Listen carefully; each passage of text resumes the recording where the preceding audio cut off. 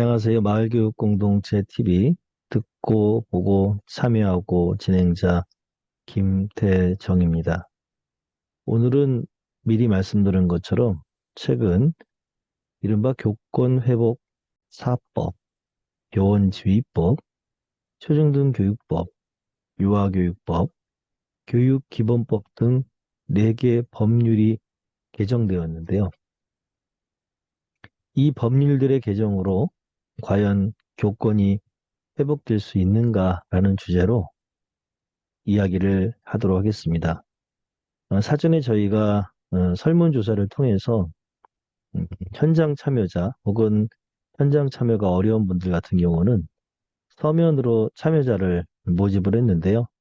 오늘 서면으로 이야기를 보내주신 분이 있어서 그걸 저희 마을교육공동체 TV 스태프분이 서면으로 참여해 주셨기 때문에 대독하는 방식으로 진행해 보도록 하겠습니다. 먼저 오늘 주제에 대해서 간략하게 한번 말씀을 다시 한번 드릴게요. 언론 보도에 따르면 2023년 9월 21일자 보도를 보면 교사의 정당한 교육활동을 보호하기 위한 이른바 교권회복 4법이 9월 21일 국회 본회의를 통과했다고 합니다. 국회는 이날 본회의에서 교원의 지위 향상 및 교육활동 보호를 위한 특별법, 이른바 교연지휘법, 초중등교육법, 유아교육법, 교육기본법 등 4개 법률 개정안을 일괄 의결했습니다. 이 법은 여야정 시도교육감 사자협의체에서 논의된 내용을 토대로 마련한 것으로 알려져 있습니다. 교원지휘법 개정안은 교원이 아동학대로 신고됐더라도 정당한 사유가 없는 한 직위해제 처분을 금지하며 교장은 교육활동 침해 행위를 축소, 은폐할 수 없다는 내용을 담고 있다고 합니다. 교육감은 교원을 각종 소송으로부터 보호하기 위한 공제사업을 할 수 있고 운영은 학교 안전공제 등에 맡길 수 있다는 조항도 담겨 있다고 합니다. 또한 교육지원청이 교권 침해 조치 업무를 맡고 지역 교권보호위원회를 설치한다는 내용, 아동학대 신고로 조사나 수사가 진행되면 교육감은 반드시 의견을 제출한다는 내용 등도 포함됐다고 합니다. 한편 초중등교육법 개정안의 경우 교원의 정당한 생활지도는 아동학대로 보지 않는다는 게 골자라고 합니다. 학생 보호자가 교직원이나 학생의 인권을 침해하는 행위를 금지하고 학교 민원은 교장이 책임진다는 내용도 들어갔다고 합니다. 유아교육 개정안의 경우 교원의 유아 생활 지도권을 신설하고 정당한 생활 지도는 아동학대로 보지 않는다는 게 핵심이라고 합니다. 또한 교육기본법 개정안은 부모 등 보호자가 학교에 정당하고 교육활동에 협조하고 존중해야 한다는 것을 규정했다고 합니다. 여야 이견을 보였던 교권 침해를 한 학생의 생활기록부 기재하는 조항은 소관 상임위원회인 국회 교육위원회 심사 과정에서 제외됐다고 합니다. 이상 교권 회복 4법, 이른바 교권 회복을 위한 교원지휘법, 초중등교육법, 유아교육법, 교육기본법 등 4개 법률 개정에 대한 언론 보도의 내용을 제가 잠시 옮겨보았습니다. 오늘은 사전 설문조사를 통해서 서면으로 참여한 분의 함께 이야기를 할 건데요. 서면이기 때문에 그 서면으로 쓰신 내용을 저희 스텝 분이 대역 형태로 읽도록 하겠습니다. 참여하신 분은 원정초등학교 교사 공종욱 선생님이 보내준 사연인데요. 이 얘기를 갖고 한번 이야기를 들어보도록 하겠습니다. 그러면 이야기를 한번 하나하나 풀어볼까요? 제가 질문을 드리는 형식을 드리고요. 그 다음에 저희 스태프께서 보내주신 사연을 읽는 방식으로 한번 해보겠습니다. 교권보호사법 개정 요구가 제기된 배경에는 이른바 몬스터 페어런츠, 괴물 부모라고도 불리는데요. 악성 민원을 제기하는 일부 학부모들의 행태가 분명히 있는 것 같습니다. 물론 초등과 중등에 따라 급별로 차이가 없지 않겠지만 과거와는 달리 과도한 민원이 커지고 있다고 합니다. 이로 인해 학교 현장의 어려움이 컸던 것 같습니다.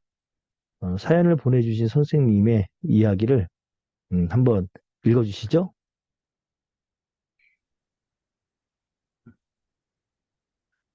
제가 이제 참여하게 된 계기는 이제 하고 싶은 일이 많은 곳에 참여하고 싶지만 교육 이슈가 사실 매번 학자들의 얘기만 중심으로 나오고 해서 교사들이 얘기할 공간이 많지 않았습니다. 그래서 이렇게 참여하게 됐습니다. 학교 현장에서 겪는 다양한 어려움들이 있는데요. 먼저 언제 신고당할지 모른다라는 불안감이 가장 큽니다. 그 불안감이 있고요. 두 번째는 예전에는 없었던 수업 시간에 지시 불이행하는 학생들을 가만히 놔둬야 되는 상황들이 있습니다. 이런 일이 예전에는 없었지만 최근 들어 이제 이렇게 지시를 불이행하는 학생들을 가만히 지켜봐야만 하는 상황들이 발생하고 있습니다. 그리고 마지막으로 사실 선생님들이 이제 교실에서 자꾸 고립되어 가는 그런 현상들이 있습니다. 지금 이런 어려움들을 겪고 있습니다. 저희 그 스태프분이 보내주신 이야기를 대독해 주셨는데요. 음, 현장에 직접 참여하셨으면 더 좋을 뻔했는데, 그래도 이렇게 글을 보내주셔서 저희가 코너를 진행하는데 많은 도움이 되고 있습니다. 그러면 제가 이제 두 번째 이야기를 말씀을 드려볼게요.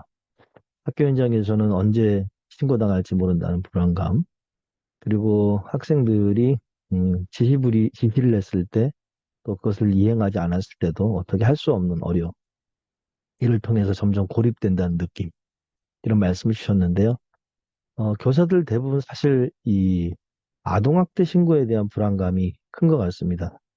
그리고 이 반복되는 악성 민원으로 인한 압박과 불안감은 심지어 안타까운 죽음으로까지 이어지고 있습니다.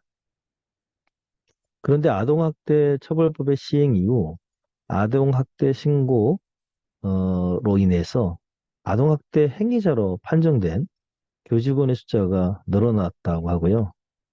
이에 비례해서 자살한 교사의 숫자도 늘어난 거 아니냐라는 이제 언론 보도가 있었습니다. 인터넷 언론 중에 하나는 교육언론창에서 이를 다뤘는데 제가 중요 부분만 한번 인용해 보도록 하겠습니다. 2014년부터 2023년까지 안타깝게 스스로 목숨을 끊은 초중고 교원이 지금 현재 144명으로 국회의원을 통해 확인되었다고 합니다. 자살한 교사가 2018년 이후 두 자리 숫자로 급증한 것이라고 하죠.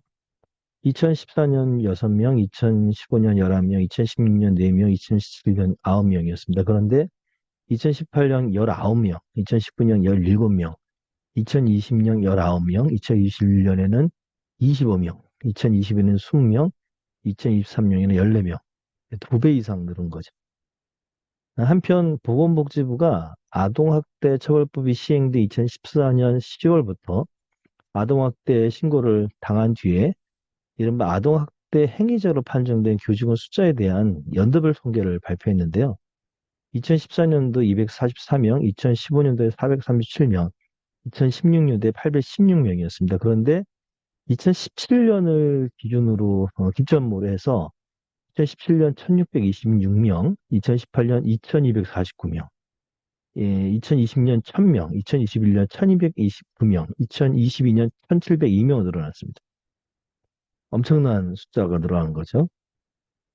보건복지부 통계에는 수사기관이나 내 기소나 법원의 유죄 판결이 있기 전까지는 이게 기록되지 않기 때문에 사실 모두 반영된 거라고 보긴 어렵습니다. 때문에 실제로는 더 많을 것이다 라는 것이 이번 기사의 핵심이었습니다. 이 기사에도 이런 기사에서 보듯이 이 아동 그 학대로 이렇게 지명당했을 때 교사들이 받는 압박감이 상당히 큽니다.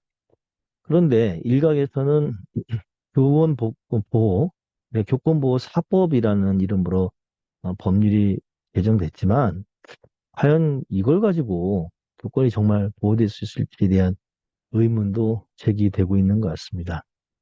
이에 대해서 사연을 보내주신 선생님의 글을 저희 스태프분이 한번 대신해서 읽어주시겠습니다. 교권보호사법이라는 이름으로 이제 여러 네 가지 법안들이 지금 통과되었는데 이 부분에 대해서 저는 실효성이 없다고 생각됩니다. 예, 여러 가지 의견이 뭐 이유가 있지만 첫 번째는 수사가 진행되면 이제 교육감의 의견을 청취한다. 이제 아동학대 수사 조사나 수사 과정에서 판단할 때 교육감의 의견을 듣는 것이 실효성 자체가 없다고 생각됩니다. 의견은 의견일 뿐이거든요. 교육적 기준이 아닌 아동학대 시스템으로 판단해야 하는 법률을 바꾸지 않고서는 방법이 없지 않을까 생각합니다. 예, 두 번째, 이제 초등교육법, 유아교육법에서 정당한 교육 활동을 아동학대로 보지 않는다. 이것이 여기서 얘기하는 정당한 교육 활동이라는 것이 정확하게 무엇을 의미하는지가 사실 좀 모호한 부분이 있습니다. 정당한 교육 활동이라는 것이 이제 네거티브식으로 즉 법에서 명시하지 하지 않은 그런 교육 활동들은 모두 정당한 교육 활동이라고 사실 봐야 합니다. 고시에 보면 정당한 교육 활동을 나열해 놓고 있습니다. 교육 활동을 문서로 나열한다는 것 자체가 사실 넌센스라고 생각하고요. 이 학교 현장에서는 큰 차이가 없을 거라고 생각됩니다. 교권보호사법이란 이름으로 4대 법률이 4개 법률이 개정되었지만 우리 서면으로 그 사연을 보여주신 선생님 말씀처럼 실효성이 없다. 아, 그리고 여전히 모호한 구석들이 너무 많다. 이런 우려를 말씀해 주셨는데요. 실제로 이걸 반영하듯이 9월 21일 날 교권보호사법이 통과되었지만 선생님들의 집회는 계속되고 있습니다. 지난 10월 14일이었죠. 서울 여의도 국회 앞에서 공교육 정상화 집회가 열렸습니다. 이 집회에서는 교권 보호를 위한 아동복지법 개정 요구가 가장 중심적인 화두였다고 합니다. 집회 참석자들은 교권 보호 사법만으로는 무분별한 아동학대 신고를 막을 수 없다. 아동복지법 등 후속 입법 절차가 필요하다. 이렇게 촉구했다고 합니다. 교사에 대한 무고성 아동학대 고소를 실질적으로 막기 위해서는 아동복지법, 또 아동학대 처벌법 등이 개정돼야 한다. 이런 목소리죠. 집회에 참석한 한 선생님은 상대방이 정당한 교육활동이 아니다. 뭐 이렇게 일관되게 주장해버리면 수차례 조사를 받아야 한다.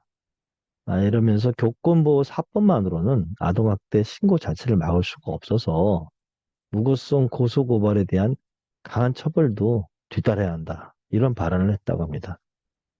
한편 이른바 학폭, 학교폭력 업무를 담당하는 선생님들 대상으로 설문조사를 한 결과도 이날 집회에서 공개되었는데요. 학폭 업무 시작 순간부터 고소와 협박, 책임 전가, 아동학대 신고 협박을 등 다양한 이 민원에 시달린다. 사실 수사 권한이 없는 학교의 수사의 책임을 지우는 것과 다르지 않다라고 지적했다고 합니다. 사실 이 문제는 최근에 그 예산 문제와도 연동됩니다. 예산이 많이 줄어들다 보니까 이른바 교권보호사법이 개정됐지만 이게 과연 실효성이 있느냐 이런 우려도 제기되는 거죠. 지난 10월 17일이었죠. 전국 교직원 노동조합이 이 교육예산 삭감을 규탄하는 기자회견을 열었다고 합니다. 정교조 부위원장은 교육부는 말로는 안전한 교육활동을 보장하겠다고 했지만 위기행동 학생을 분리조치할 수 있는 인적이고 재정적인 대책은 없었고 이러한 지원 대책이 없는 교육청의 정책 남발은 사실 지시나 통보에 불과하고 결국 공교육을 파괴할 것이다라고 지적했다고 합니다. 9월 1일부터 시행된 교육부의 학생생활 지도 고시안이 있는데요. 이것이 고시되고 나서 현장이 오히려 혼란스럽게 되었다라는 지적도 있었습니다.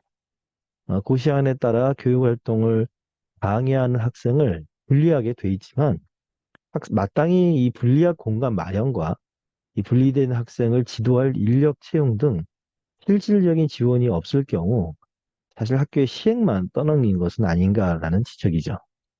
게다가 교육 예산 삭감으로 교육청마다 사업에 큰 차질이 예상되고 있다고 합니다. 교육 예산에 속한 이른바 지방교육재정교부금, 이게 이제 교부금이라 불리는데요. 전국 17개 교육청에 교부되는데 보통 교부금이 약 10조 5,544억 원이 감소될 것이다. 이렇게 추정되고 있습니다.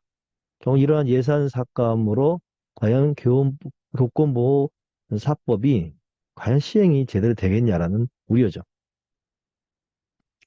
이렇듯 법률의 개정만으로 해결될 수 없는 이유들에 대해서 혹은 또 법률이 개정되었다 하더라도 그것을 뒷받침하는 조치들이 미흡할 경우 이게 허망하게 끝날 수도 있다라는 우려들입니다. 한편 이 법률 개정만으로 이 문제가 해결되지 되기가 어렵다라는 주장 중에 하나는 그동안 학생과 학부모를 수요자로 또 교사와 학부모를 공급자로 설정했던 신자유주의 교육 상품화 혹은 교육 시장화 정책이 근절되고 있지 않는 것이 보다 중요한 원인이다라는 주장도 계속 제기되고 있습니다. 게다가 대학 서열 체제, 입시 경쟁 교육이 사라지지 않는 한 이른바 몬스터 페어런츠는 계속 만들어질 것이라는 지적도 있었습니다. 이에 대해서 서면으로 참여하신 선생님께서 보내주신 글을 한번 읽어주시겠습니까? 일각에서 학생과 학부모를 교육의 수요자로 보고 교사와 학교를 교육 공급자로 설정하는 이런 신자유주의적 교육 상품화 이런 문제들이 이제 문제들이 지적되고 있는데요. 저도 이제 교육 주체들은 학부모를 소비자주의, 교육 수요자론에 의해 협력과 소통이 사적 민원으로 소비되어져 오고 있고 학교 운영위원회 같은 법에 의해서 보호되고 있으며 정보 공시 등으로 학교의 속삭은 이미 공개되어 오고 있습니다. 소통이 중요하다, 협력을 해야 한다, 그럴듯한 주장으로 포장되어서 학부모 소비자들의 학부모들의 소비자적 사적 욕망을 숨기고 급기야 교사라는 인간까지 소비되어져 버리는 사태로 이어져 온 것이 지금의 상황이라고 생각됩니다. 이에 근거한 과도한 개입은 교육의 공공성을 위협하고 공교육을 무분별한 사적 욕망을 관철시키는 수단으로 변질될 수 있기 때문에 많이 경계해야 합니다. 지금까지 이런 욕망들이 삼주체론과 교육 공동체론, 학습자 중심주의 등과 결합해서 지난 30여 년간 확장되어 왔는데 현재 이제 그것이 이제 이렇게 맹위를 떨친다고 저는 봅니다. 이에 지금 체제의 시작인 1995년 5.3일 교육체제의 종말을 고하고 4.16에 이은 구사 교육체제를 새롭게 만들어야 된다고 생각합니다. 서변으로 그 사연을 보내신 선생님은 지금 이 체제가 1995년 5.3일 교육대처부터 시작되었고, 그러나 이제는 4.16, 우리가 흔히 말하는 세월호죠. 세월호가 만든 가만히 있으라는 그 정근대적인 교육의 그 패러다임을 좀 극복해야 한다. 이를 위해서 이제 9월 4일이라는 상징적인 날짜를 중심으로 한 교육체제 이런 제안도 주셨습니다. 여전히 이제 학교가 공급자로 위치되는 한 또 학부모가 소비자로 자신을 인식하는 한 사태 해결은 어렵다. 이런 거죠. 새로운 패러다임의 필요성을 말씀 주셨는데요. 사실 이 이야기는 법률 개정을 넘어서 또 제도 개선과 더불어서 교사와 학생, 또 교사와 학부모, 또 교사, 학생, 학부모 모두가 협력할 수 있는 민주적 공동체로 또 민주적 교육 공동체로 학교가 기능을 해야 되는데 이를 위해서는 새로운 공동체 문화 형성이 같이 가야 한다. 이런 제안도 있습니다. 그래서 법에만 호소하는 것이 아니라 제도 개선, 문화적인 변화가 같이 가야 한다고 하는 제안들이 계속 있어 왔는데요. 이에 대해서 우리 선생님께서는 어떤 그 제안을 주셨는지 한번 들어보도록 하겠습니다. 지금과 같은 사적 욕망이 담긴 민영성 요구들이 공동체를 빌미로 강제되는 상황, 이런 상황은 앞으로도 지속될 것으로 보여집니다. 법률이 개정되지 않고선 일부 학부모가 과도한 요구를 해도 생태계가 제 기능을 회복할 때까지 교사는 참고 기다려야 한다는 요구와 같습니다. 사나운 학부모 하나를 제어하려 하지 말고 더 많은 선량한 학부모가 그 독을 희석할 때까지 기다려야 하는 상황입니다.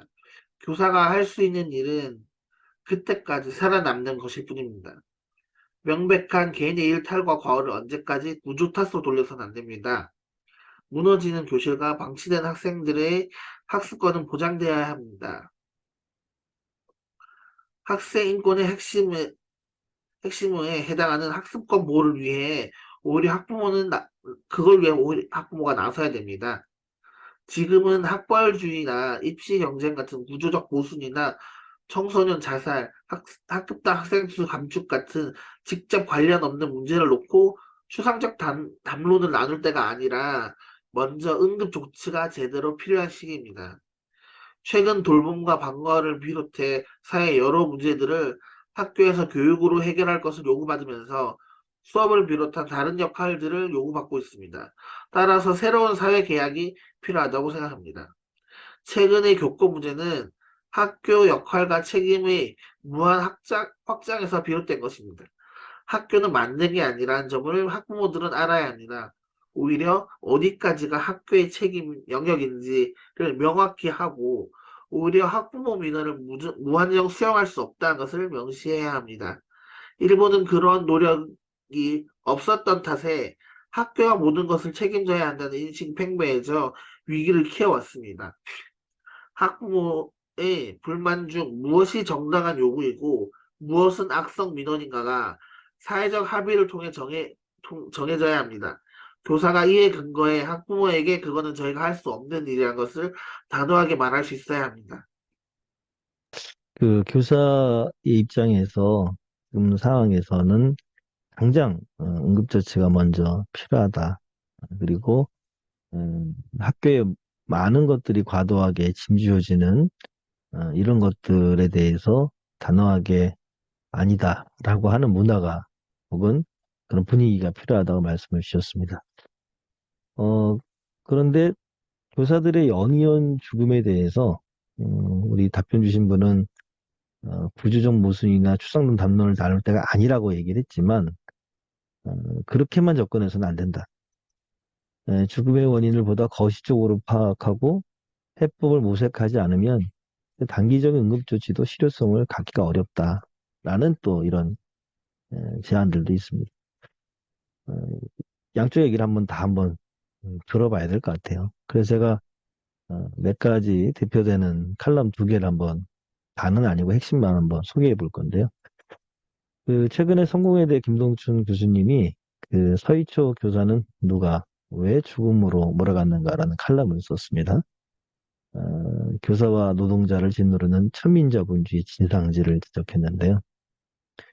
이 칼럼에서 김동춘 교수는 모든 자살 사건이 그런 것처럼 이 사건 역시 사회적 타살로 봐야 될 것이고 학부모의 민원을 담임교사 혼자 감당해야 하는 상황에서 빚어진 비극으로 보고 있습니다. 한편 교사들의 죽음은 학생인권 조례가 원인이라는 주장은 허구인데 그 이유는 학생인권 조례 때문이라면 학생인권 조례가 통과된 시도와 그렇지 않은 시도 간의 교권 침해 비율에서 의미 있는 차이가 존재해야 되는데 학생인권 조례가 없는 지역에서 교권 침해가 오히려 늘어난 것만 봐도 이건 근거가 없는 주장이다라고 지적한 바가 있습니다. 오히려 중요한 것은 교사의 노동권, 인권의 부재라고 말합니다. 교실에서 교과를 가르치는 일을 제외한다면 생활 지도자로서 초등교사는 다른 서비스 노동자와 유사한 처지에 있고요. 한국 노동자의 자살률이 OECD 국가 중 높은 수준이고 그 자살 노동자 중에는 서비스 노동자의 비중이 압도적으로 높다는 사실도 함께 상기할 필요가 있다고 지적합니다. 때문에 중요한 것은 교권과 노동권을 함께 지켜내야 할 집단적 권리로 접근할 필요를 제안합니다. 김동춘 교수는 또한 교권에 대한 편협한 시각도 지적했는데요. 제가 그걸 그대로 한번 읽어보겠습니다. 교사의 교권이 보장되어야 한다는 말은 교사가 가르치는 일에서 위로부터의 부당한 압력이나 요구뿐만 아니라 학생이나 학부모의 무례한 요구로부터 자신을 지킬 수 있어야 한다는 말이다. 그런데 교권은 특권이 아니고 사회적 진공에서 행사될 수 있는 것이 아니다. 교사는 학생의 배울 원리를 존중해주고 만약 학생들이 전혀 배울 자세가 되어 있지 않다면 학생들의 학습 환경, 즉 가정의 형편과 공부할 조건이 어떤지도 알아야 한다.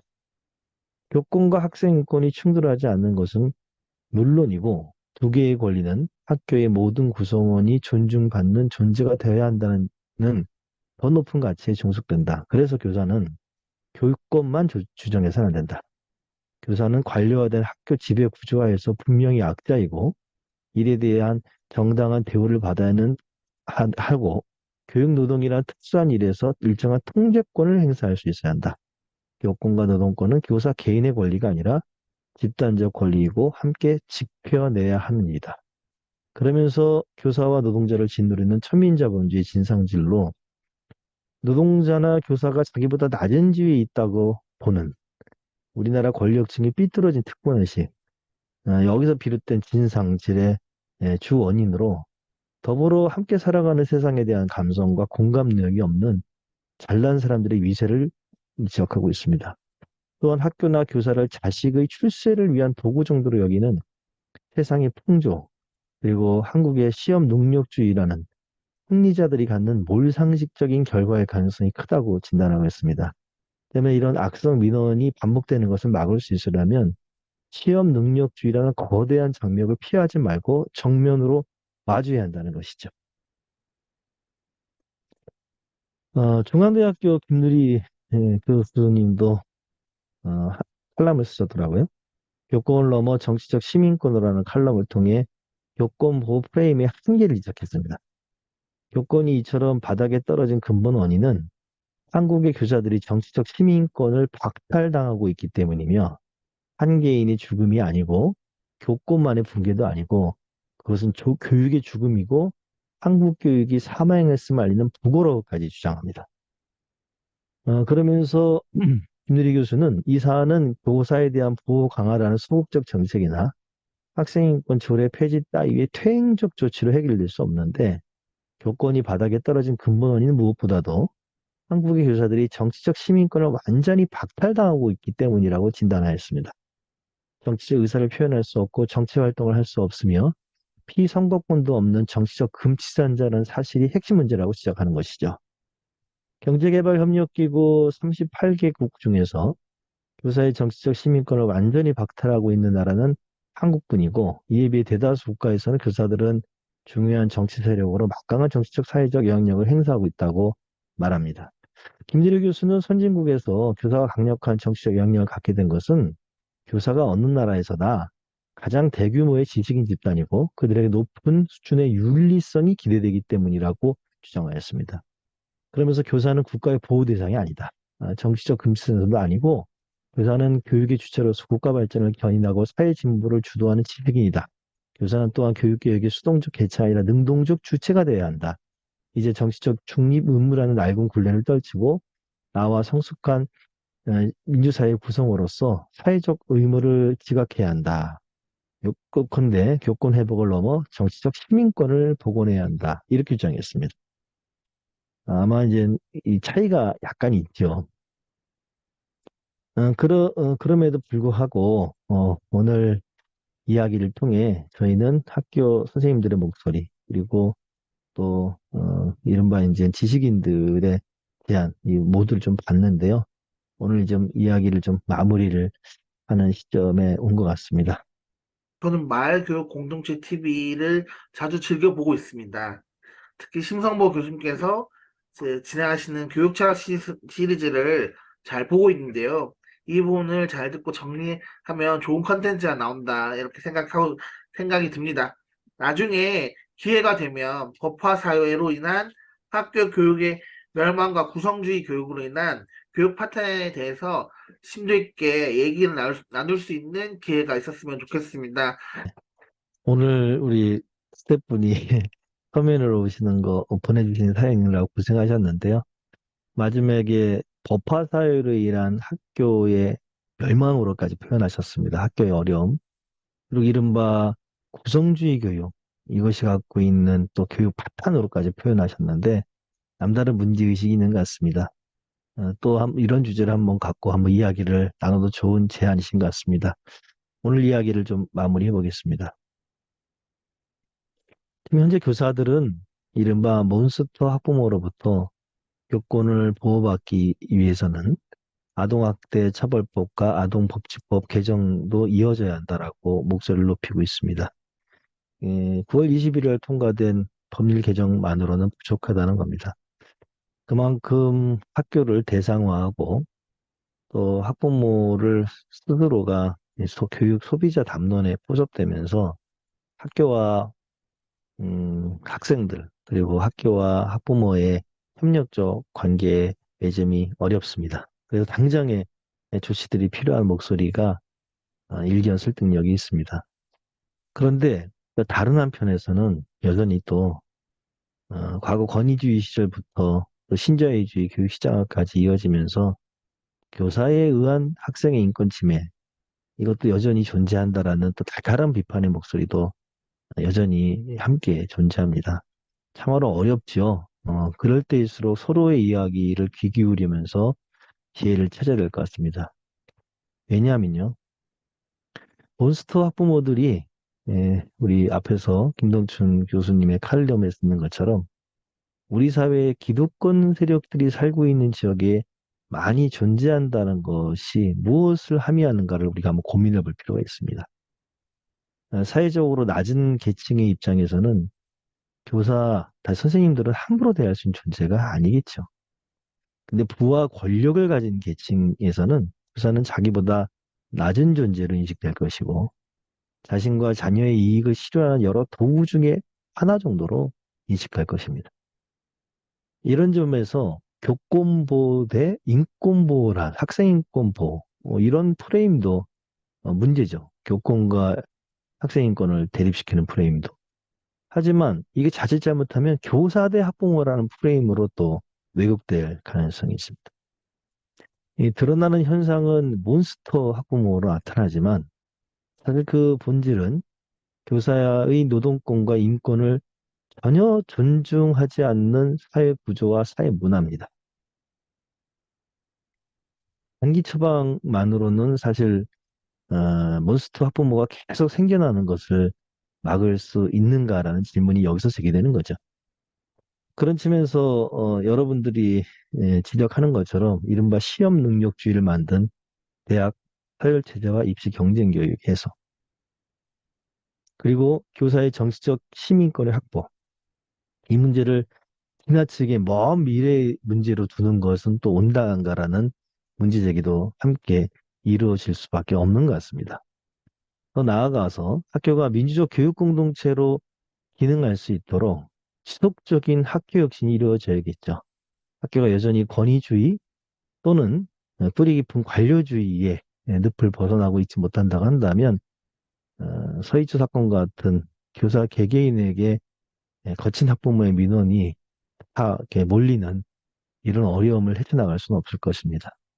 아울러 교사의 노동권과 교사의 인권을 존중하지 않는 왜곡된 인식 그리고 거센 민원에 대해서도 단호한 대처는 함께 이루어져야 할 겁니다. 아울러 하나 더 제안한다면 학생과 마을이 함께 아이들의 성장과 발달을 지원할 수 있는 그래서 아이의 성장과 발달의 책무성을 함께 나누는 그런 마을교육 공동체, 교육 공동체 운동도 함께 확대될 필요가 있지 않을까라는 제안에도 저희가 한번 기울여 볼 필요가 있는 것 같습니다. 이상으로 교권보호사법은 교권을 보호할 수 있는가라는 주제로 사전에 글을 주신 선생님의 이야기를 대독하면서 또 여러 기사들을 함께 저희가 소개하면서 이야기를 나눠봤습니다. 긴 시간 함께 해주셔서 고맙습니다. 이상으로 듣보참 교권보호사법은 교권을 보호할 수 있는가 이야기를 마치도록 하겠습니다. 감사합니다.